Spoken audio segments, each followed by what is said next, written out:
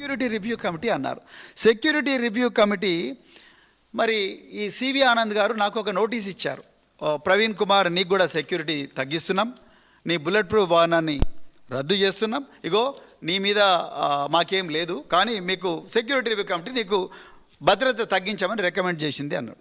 అందులో చెప్పుకుంటూ ఆయన నాకు ఒక లెటర్ రాసిండు సివి ఆనంద్ గారు. ఒక వ్యక్తి గతం వల్లనో లేకపోతే ఒక వ్యక్తి స్టేటస్ వల్లనో, ఒక వ్యక్తి పలానా ఆఫీస్లో ఉన్నాడనో, ఒక వ్యక్తికి ఒక పలానా ర్యాంక్ ఉందనో సెక్యూరిటీ గవర్నమెంట్ ఇవ్వదు.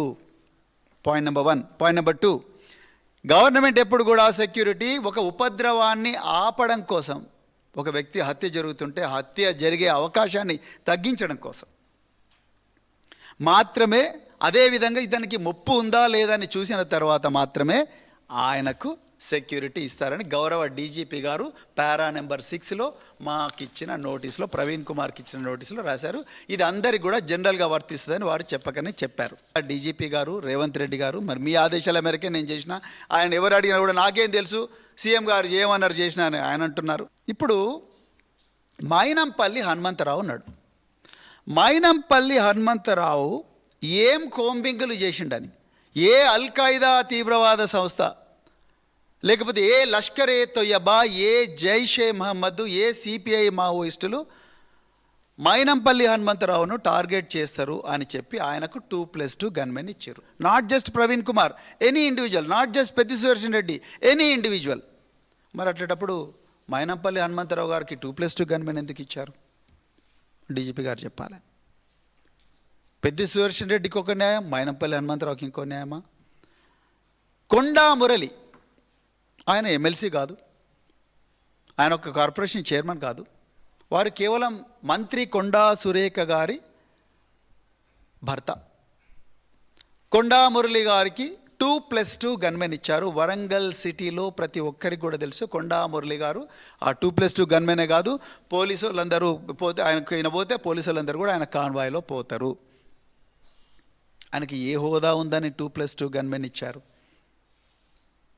Now you have to tell DGP గారు, అనుముల తిరుపతి రెడ్డి గారు, అనుముల కొండల్ రెడ్డి గారు రంగారెడ్డి జిల్లాలో వారు ఏమి కోంబింగులు చేశారని, వారికి ఏ థ్రెట్ ఉందని, వారిని ఏ లష్కరే తొయ్యబా, జైషే మహమ్మద్, అల్ ఖైదా, ఐసిస్ అనే ఉగ్రవాద సంస్థలు వారిని టార్గెట్ చేస్తాయని విదేశాల నుంచి, ఇజ్రాయెల్ నుంచి, టర్కీ నుంచి దిగుమతి చేసుకున్న అత్యాధునిక సెమీ ఆటోమేటిక్ వెపన్స్ వారికి ఇచ్చారు. మరి అదే పట్నం నరేందర్ రెడ్డి, ఆయన పాపం చేసిండు. ఆయన చేసిన పాపం ఏంటంటే ఆయన బీఆర్ఎస్లో ఉన్నాడు.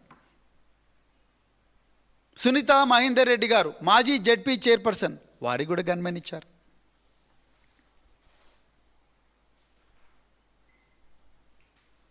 ఎట్లిచ్చారు? అనుముల తిరుపతి రెడ్డి గారికి ఉన్నదేంటి, పెద్ది సుదర్శన్ రెడ్డి గారికి లేని అర్హత ఏంటి? ఇవాళ చెప్పాలి మీరు. Because you have to be very fair. తొలి తెలంగాణలో మొట్టమొదటి గిరిజన మహిళ మంత్రిగా అయ్యారు కేసీఆర్ గారి ఆశీర్వాదం వల్ల.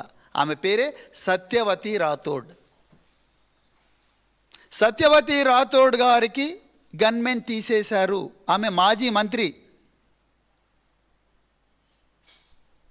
సత్యవతి రాథోడ్ గారు మాజీ మంత్రి. మాలోత్ కవిత మాజీ ఎంపీ, వీళ్ళిద్దరు కూడా గిరిజన సామాజిక వర్గానికి చెందినవారు. సత్యవతి రాథోడ్ అయితే ఆమె ఒక్కటే రోజున గన్మెన్ తీసిండు. పాపం ఆమె వెంటనే అడిషనల్ డీజీ ఇంటెలిజెన్స్ గారికి రిప్రజెంట్ చేశారు.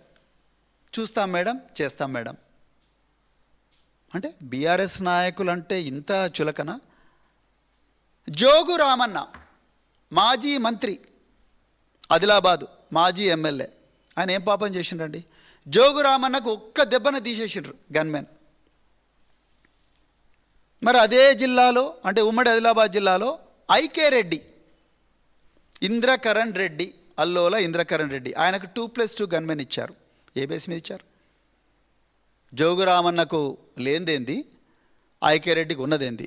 జోగురామన్నను ఎవరు చంపరు, ఐకే రెడ్డిని మాత్రం పెద్ద ఎత్తున ప్రపంచంలోని అన్ని ఉగ్రవాద సంస్థలందరూ కూడా విమానాలు, డ్రోన్లు వేసుకొచ్చి ఐకే రెడ్డిని చంపాలని ప్లాన్ చేస్తున్నారా?